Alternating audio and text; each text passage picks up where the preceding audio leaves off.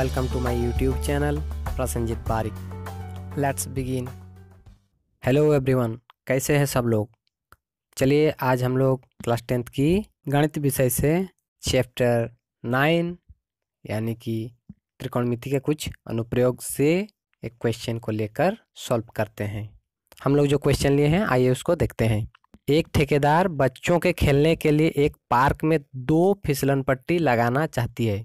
5 वर्ष से कम उम्र के बच्चों के लिए वह एक ऐसी फिसलन पट्टी लगाना चाहती है जिसका शिखर 1.5 मीटर की ऊंचाई पर हो और भूमि के साथ 30 डिग्री का कोण पर झुका हुआ हो, जबकि इससे अधिक उम्र के बच्चों के लिए वह 3 मीटर की ऊंचाई पर एक अधिक ढाल की फिसलन पट्टी लगाना चाहती है जो भूमि के साथ 60 डिग्री का कोण बनाती हो।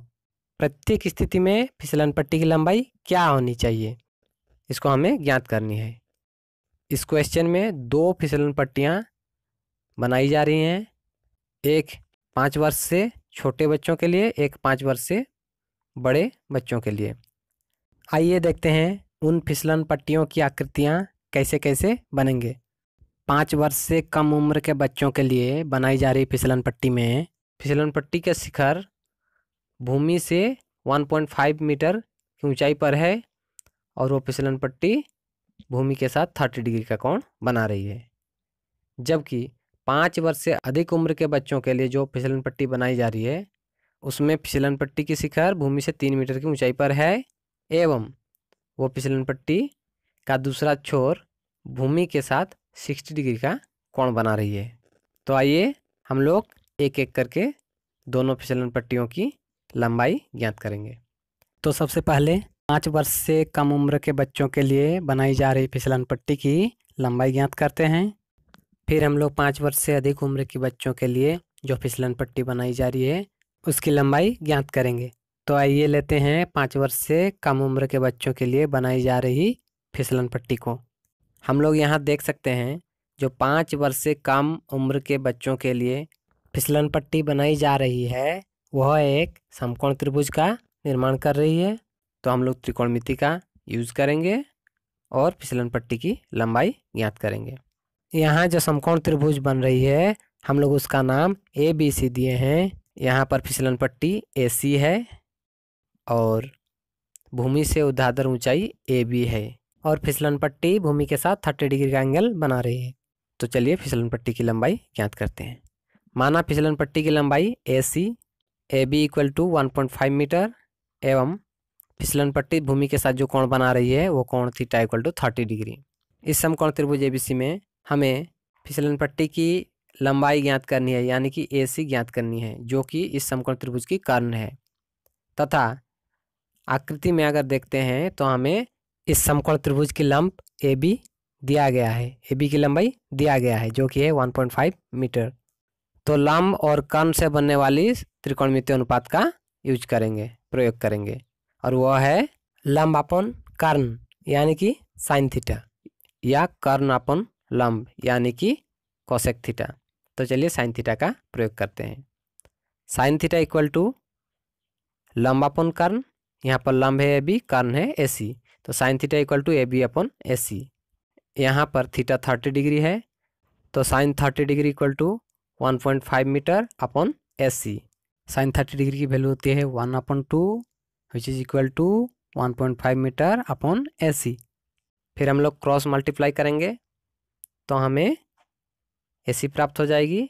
AC equal to 1.5 metre into 2, तब AC इक्वल टू 3 मीटर।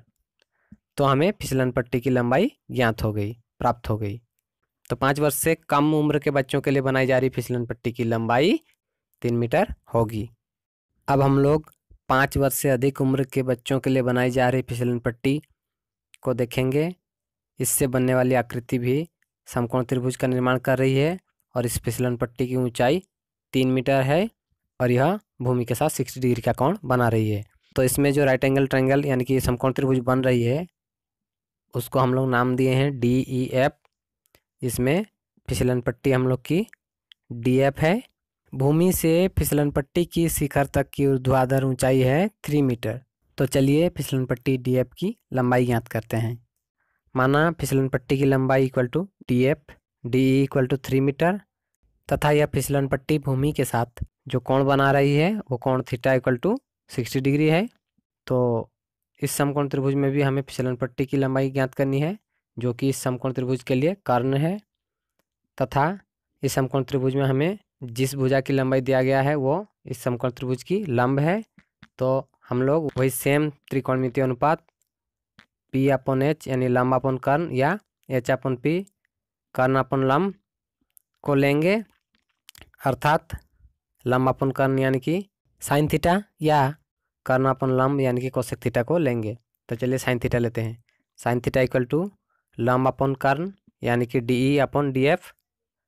फिर यहाँ पर हम लोग को थीटा 60 डिग्री दिया गया है, तो sine 60 degree equal to DE कितना है 3 मीटर एवं DF हमें ज्ञात करनी है। तो sine 60 degree equal to 3 metre upon DF। Sine 60 degree की वैल्यू होती है √3/2 and which is equal to 3 metre upon DF।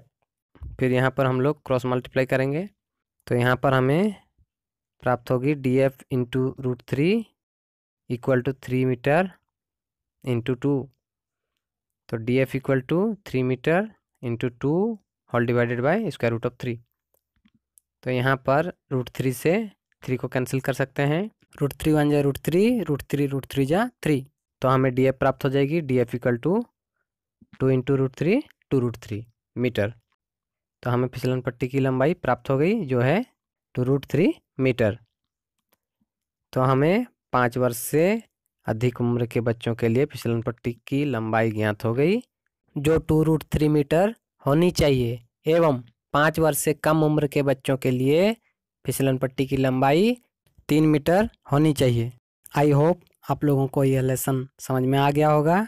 इस तरह की और भी वीडियो लेसन्स आएगी, so don't forget to subscribe my channel and press the bell icon.